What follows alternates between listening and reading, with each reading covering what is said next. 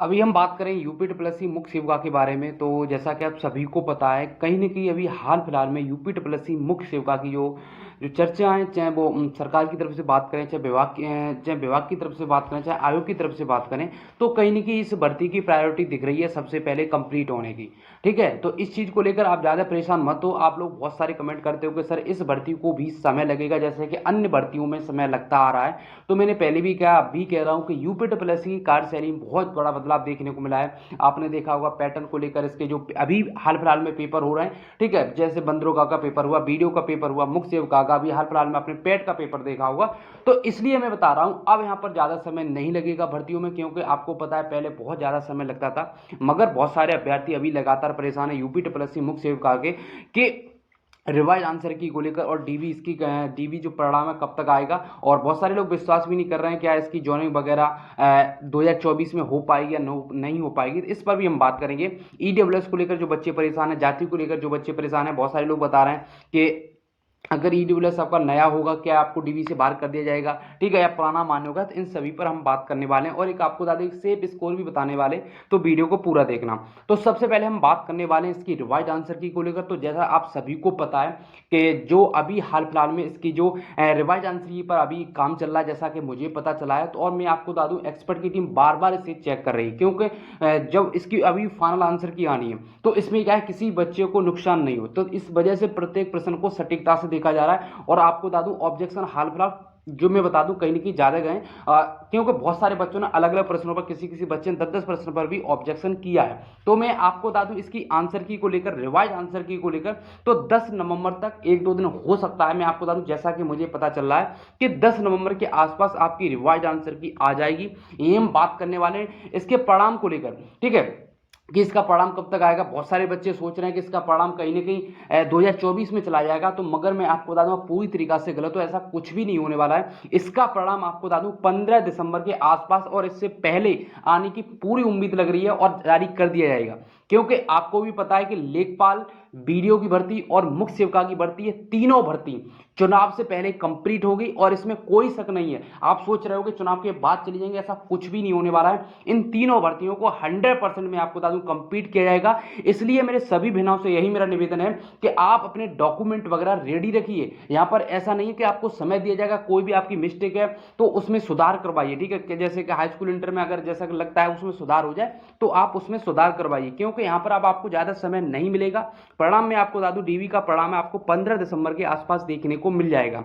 अब यहीं पर बात करने वाले हैं इसके ईडब्ल्यूएस और जाति को लेकर, कि अगर नया नहीं तो डीवी से बाहर कर दिया जाएगा। तो मैं आपको बता दूं इस केस में बता रहा हूं कि अगर आपका ज्यादा ही पुराना हो गया है, 10 से 12 साल हो गए, तो मैं आपको बता दूं आप एक नया भी मतलब बनवा सकते हो, ठीक है, जाति बनवा सकते हो। ईडब्ल्यूएस के बारे में बात नहीं करेंगे। ईडब्ल्यूएस आपका जो है, अब यहां पर बहुत सारे ईडब्ल्यूएस को लेकर चीजें पता चल रही है कि कुछ लोग फर्जी बनवा ले रहे हैं, यानी कि बैक डेट का ही भी बनवा ले रहे हैं। तो मैं आपको बता दूं जहां तक उम्मीद है डीवी से बाहर किया जाएगा, और जो भी चीजें अच्छी तरीके से चेक की जाती है डीवी के अंदर। तो ईडब्ल्यूएस बहुत सारे इस प्रकार की कमेंट देखने को मिली कि सर हमारे जान पहचान में बहुत सारे लोग फर्जी ईडब्ल्यूएस बनवा रहे हैं। तो मैं आपको बता दूं ये ईडब्ल्यूएस आपका वही मान किया जाएगा, ठीक है, 1 अप्रैल 2022 से लेकर जिस दिन आपकी लास्ट डेट थी 24 अगस्त 2022। अगर इसके बीच का नहीं होगा तो फिर आपको यानी कि ईडब्ल्यूएस मतलब मान्य नहीं होगा, फिर आपको जनरल में काउंट किया जाएगा। अब जाति को लेकर जो बच्चे परेशान हैं, तो मैं आपको बता दूं जिनकी शादी हो गई है वो नहीं बनवा पा रहे हैं, तो आप एक लेखपाल साहब से मिलो और वो एक रिपोर्ट लगा देंगे, आपकी शादी होगी फिर भी आपका बन जाएगा। और ईडब्ल्यू जो जाति है वो आपके सिर्फ पिता पक्ष का लगेगा। ईडब्ल्यूएस अपन किसी के भी तरफ का लगा सकते हो, कोई दिक्कत नहीं होने वाली है। मगर कास्ट सर्टिफिकेट सिर्फ आपके पिता पक्ष का ही लगेगा। अगर ज्यादा पुराना हो गया है तो आप यहां पर नया बनवा लेना ईडब्ल्यू वो जाति प्रमाण पत्र, ठीक है। ईडब्ल्यूएस तो आपको पता ही है कि 1 अप्रैल 2022 से लेकर 24 अगस्त 2022 के बीच का ही मान्य होगा, ठीक है। तो यहां पर डॉक्यूमेंट को लेकर चीजें क्लियर हो गई होंगी। और भी डॉक्यूमेंट है तो उन्हें रेडी रखिए, ठीक है। और जो भी उस समय जब डीवी इसका लेटर आएगा, जब डीवी स्टार्ट होगी, तो उस समय जो प्रपत्र आएगा तो मैं पूरी तरीके से बता दूंगा आपको किस प्रकार से बनना है। अगर किसी भी डॉक्यूमेंट में आपकी मिस्टेक है तो एफिडेविट लग जाएगा, यहां पर कोई दिक्कत नहीं होने वाली है, ठीक है। अब हम बात करने वाले हैं आखिर इसकी कट ऑफ वगैरह कितनी रह सकती है। बहुत सारे अभ्यर्थी परेशान है कट ऑफ को लेकर, एलिजिबिलिटी को लेकर मैंने चीजें क्लियर कर दी है। अगर आपने किसी एक वर्ष भी अगर कोई सब्जेक्ट पढ़ा है, चाहे समाजशास्त्र हो, चाहे समाज कार्य हो, चाहे गृह विज्ञान, पोषण या बाल विकास, तो आपको डीवी से बाहर नहीं किया जाएगा, आपको मान्य किया जाएगा, ठीक है। तो इस चीज को इसको लेकर ज्यादा परेशान मत हो। हालांकि बीएससी वाले जितने बच्चे अभी वो सस्पेंस में आने वाले समय में सारी चीज़ें क्लियर हो जाएंगी। अब कोई नहीं बता सकता कि आपको बाहर कर दिया गया है फिर या आपको ले लिया गया है, ठीक है, तो वो उस समय ही पता चलेंगी चीज़ें। अब हम बात करने वाले हैं इसका सेफ स्कोर क्या रह सकता है, उसके बाद हम जॉइनिंग पर भी हम बात करेंगे, ठीक है। जो अभी अभ्यर्थी परेशान है इसकी कट ऑफ को लेकर, आखिर सर कट ऑफ कितनी रह सकते हैं, तो मैं आपको बता दूं, ठीक है। आप देख रहे होंगे इस रेंज में अगर आपके इतने नंबर बढ़ रहे हैं तो आप पूरी तरीका से श्योर हो, आपका आसानी से हो जाएगा। अगर आपकी जनरल कैटेगरी है और 51 से 53 के बीच में नंबर है तो आपका एक बहुत अच्छा स्कोर है और इतने पर फाइनल सिलेक्शन होगा, न कि ये डीबी कट ऑफ है, ठीक है। और आने वाले समय में देखना, एक बार रिजल्ट आने तो सारी चीजें क्लियर हो जाएंगी, जो मैं बता रहा हूँ वो सही है नहीं है, ठीक है। और यही हम बात करने वाले हैं ओबीसी को लेकर, तो जितने भी अभ्यर्थी हैं ओबीसी को लेकर 50 से 52 के बीच में नंबर बढ़ रहे हैं तो आपका एक बहुत ही अच्छा स्कोर है, सम्मानित स्कोर है, इतने पर आपका फाइनल सिलेक्शन हो जाएगा। ये हम बात करने वाले हैं ईडब्ल्यूएस को लेकर, तो मैंने बताया कि लगभग 48 के करीब नंबर बढ़ रही है, मैक्सिमम कट ऑफ बता रहा हूँ, इससे ऊपर नहीं जाने पर इतने पर आपका आसानी से हो जाएगा। और ईडब्ल्यूएस की कट ऑफ कहीं ना कहीं अगर आप 40 की रेंज में नहीं हो, 40 वाली लाइन पर, तो आप उम्मीद रख सकते हो कि आपके ईडब्ल्यूएस कैटेगरी में हो जाएगा, क्योंकि बहुत सारे लोगों के पास ईडब्ल्यूएस वैलिड नहीं है, और जिनके पास वैलिड नहीं होगा तो फिर इन्हें जनरल में काउंट किया जाएगा, ठीक है। तो इसलिए मैं बता रहा हूं कि 40 की भी अगर आपकी उस लाइन में हो तो उम्मीद रख सकते हो, मगर मैक्सिमम 48 के करीब नंबर है तो फिर आप पूरी उम्मीद है कि आपका फाइनल हो जाएगा यहां पर। अब यहीं पर हम बात करने वाले हैं एससी की और एसटी की। तो एससी के जितने भी अभ्यर्थी अगर आपके 45 के अराउंड नंबर बढ़ रहे हैं तो आपके बहुत ही सम्मानित स्कोर है, इसमें पर आपको पूरी उम्मीद है हो जाएगा। यहीं पर हम एसटी की बात करते हैं तो 40 के करीब अगर आपके नंबर बढ़ रहे हैं तो इतने पर ये फाइनल सिलेक्शन बता रहा हूं, न कि मैं डीवी की कट ऑफ बता रहा हूं।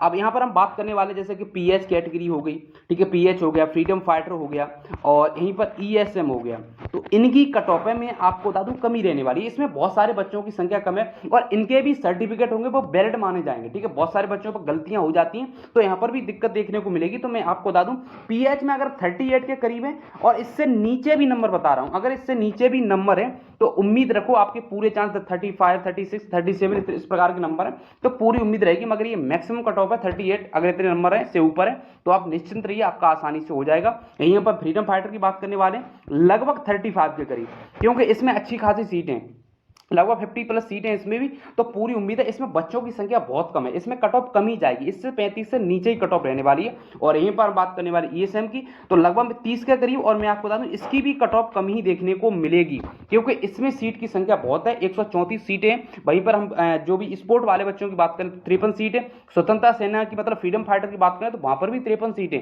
तो ये अच्छी खासी सीटें इस प्रकार की, और जो बच्चे बहुत ही कम होते हैं, ठीक है, जो स्पेशल कुछ भी उनके पास हो। और यहीं पर हम प्लेयर की बात करते हैं तो प्लेयर में मुझे उम्मीद है कि जहां तक सभी को लिया जा सकता है, ठीक है, प्लेयर में, क्योंकि 53 सीट हैं, 53 सीट हैं, तो इसलिए मैं बता रहा हूं पूरी उम्मीद है कि यहां पर इतने अगर आपके नंबर बढ़ रहे हैं तो आपका आसानी से हो जाएगा।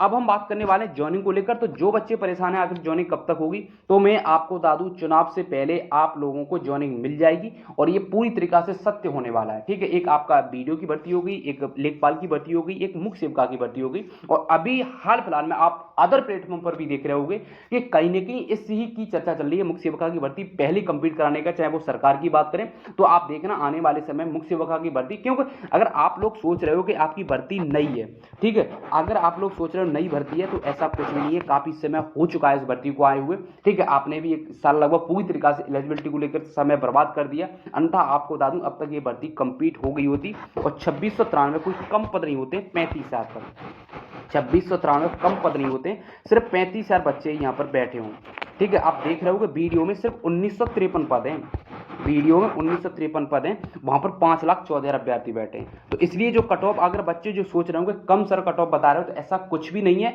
मैंने सभी बच्चों का कहीं की जो डाटा मिला है, ठीक है, और मैंने पहले ही बताया कि मैं कट ऑफ वगैरह डाटा और जो गूगल फॉर्म पर उस पर विश्वास नहीं करता हूं, वहां पर मुझे लगता है जहां तक जो ज्यादातर फर्जी डाटा होता है। मगर जो बच्चे लगातार जो कमेंट करते हैं, जब पेपर देने के बाद निकलते हैं, तो उससे कहीं की सटीकता देखने को मिलती है। अगर आपके इतने नंबर पर रहे तो आप पूरी उम्मीद है कि हो जाएगा। नॉर्मलाइजेशन को बात करें तो नॉर्मलाइजेशन होगा, जो बच्चे पूछते हैं नॉर्मलाइजेशन नहीं होगा, 2 सितंबर पेपर हुआ है तो नॉर्मलाइजेशन होगा, ठीक है। और मैं जो डीबी को लेकर चीजें क्लियर कर दूं तो डीबी जहां तक उम्मीद है कि दिसंबर में स्टार्ट की जा सकती है, क्यों कि लेखपाल की डीबी है वो 30 लेखपाल की डीवी है वो 30 नवंबर को समाप्त हो रही है। तो इसके बाद इसका 15 दिसंबर के आसपास इसका रिजल्ट आना है, इससे पहले आ जाएगा। तो जहाँ तक उम्मीद है कि इसकी जो डीवी है वो दिसंबर में ही स्टार्ट हो जाएगी। ठीक है, तो यहाँ तक सभी चीज़ों को मैंने क्लियर कर दिया। अब भी अगर आपका कोई भी सवाल रह गया हो तो प्लीज़ आप लोग कमेंट करना, और जहाँ तक मेरा पूरा प्रयास रहेगा आपको नेक्स्ट वीडियो में वो सारी चीज़ें जो आपने पूछी होंगी वो बताई जाएंगी। तो हम वीडियो को यहीं रखते हैं। धन्यवाद।